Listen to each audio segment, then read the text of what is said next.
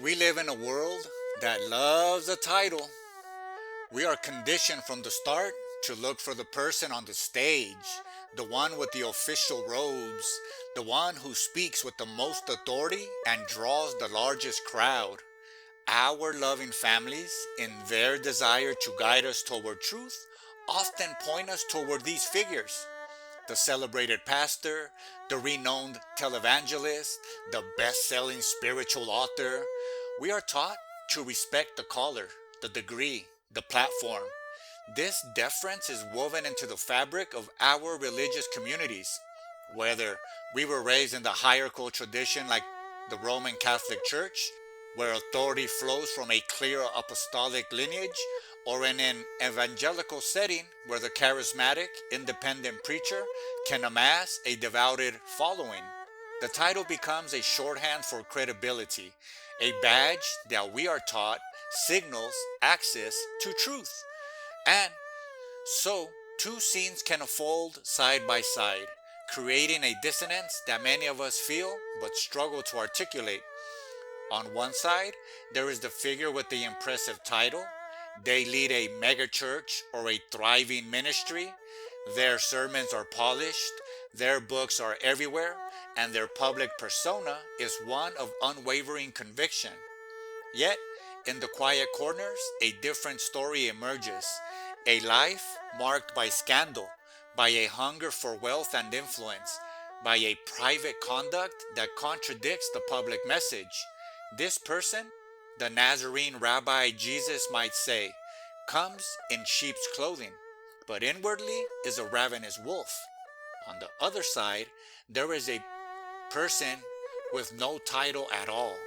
Perhaps they are the quiet elder in a small congregation, the humble monastic in a contemplative order, or simply a family member whose life radiates a stability that words cannot capture.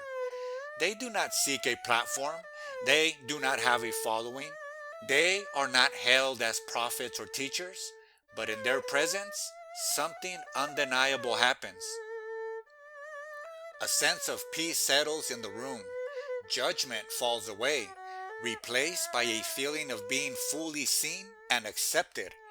Their life is integrated.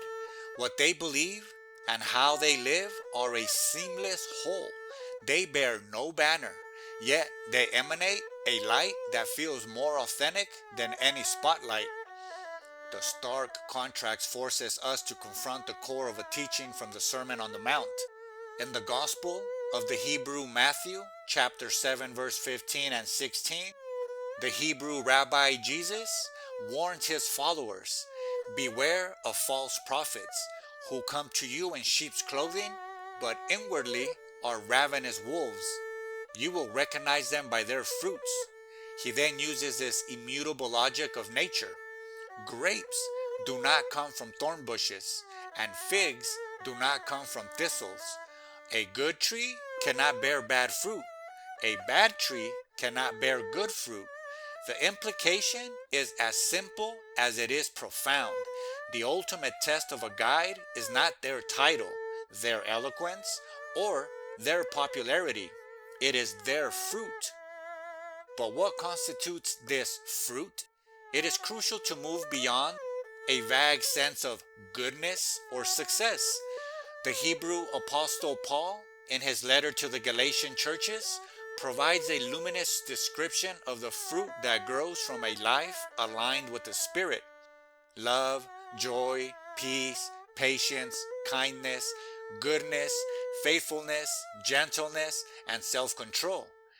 These are not achievements to be listed on a spiritual resume. They are qualities of being. They are the outcomes of the fruits of a heart connected to the divine source. Conversely, we can also identify a bitter harvest of a misguided guide. What are the fruits of the enforcer, the one who operates from the rigid map we explored before? Their teachings often lead not to liberation, but to dependency, a reliance on their specific interpretation, their personality, their authority for one's spiritual safety.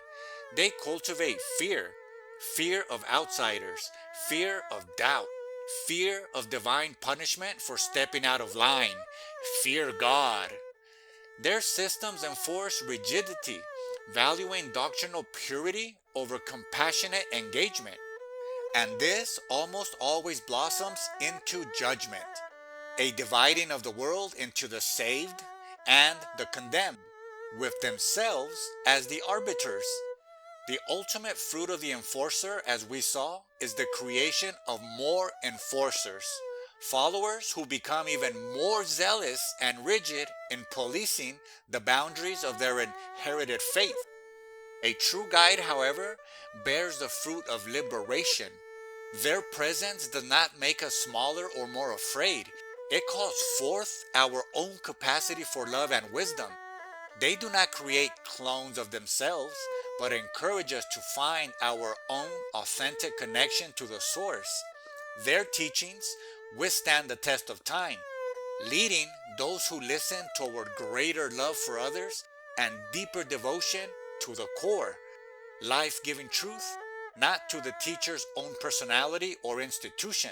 They are less concerned with being right and more concerned with being kind. They understand, as the Hebrew prophet Micah distilled, that what is required to act justly, to love mercy, and to walk humbly. This discernment is not about cynical judging of others. It is about protecting our own spiritual journey and honoring the sacred trust of guidance.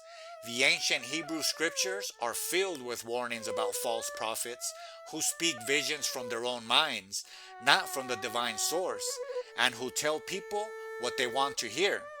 Even King Ahab's court was filled with hundreds of such prophets, all promising victory, while the one true prophet, Micaiah, spoke a harder truth. The test has always been the fruit. This brings us to the most personal and poignant question. If we look past the titles, the degrees, the public acclaim, if we judge solely by the fruit, who in our lives has been a true guide? Was it the celebrated speaker from our tradition? Or was it the unassuming person whose silent integrity spoke louder than any sermon? Was it the one who demanded a strict adherence to a list of rules? Or the one whose unconditional love gave us the courage to question? Who, in their presence, made us feel more connected to our own humanity and to a sense of peace that transcended understanding? Who bore the fruit of the Spirit in a way that was tangible, reliable, and life-giving? The journey of faith is littered with impressive titles that have led to devastation and graced by quiet lives that have led to liberation. Learning to tell the difference, to recognize the fruit, not just the title, is perhaps one of the most essential skills we can cultivate on the path. It returns authority to where it had always belonged, not in a position, but in a life of authentically lived. It reminds us that the truest guides often point beyond themselves, asking for no followers, but inspiring us all to become more fully who we were meant to be.